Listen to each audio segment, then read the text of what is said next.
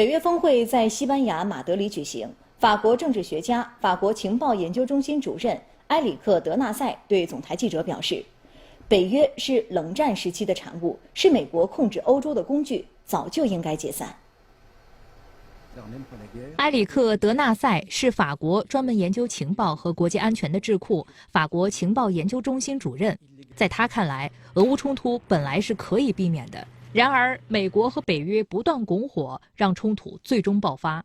À partir du moment où l'Union soviétique disparaît, que le pacte de Varsovie est dissous, il eût été tout à fait légitime qu'à notre tour, nous dissolvions l'OTAN qui n'avait plus de raison d'être.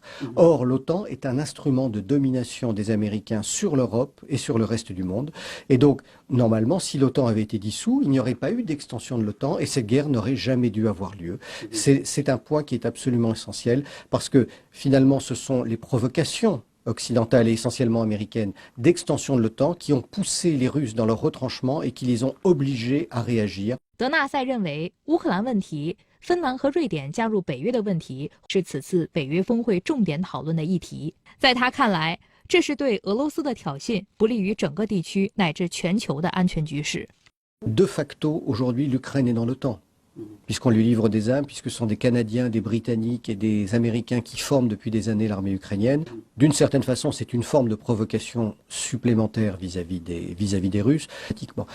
Encore une fois, la seule menace, c'est qu'il y ait des stationnements de troupes de l'OTAN éventuelles, mais surtout les présences de bases aériennes et de bases de missiles qui pourraient menacer Moscou. Et ça, ce sera l'une des lignes rouges que probablement le Kremlin n'acceptera pas. 在德纳塞看来，近几十年，美国主导的北约不断扩张，他们一方面要求全球遵守北约所谓的秩序和法律，但是自己却不断违反，这让北约在全球失去了信誉。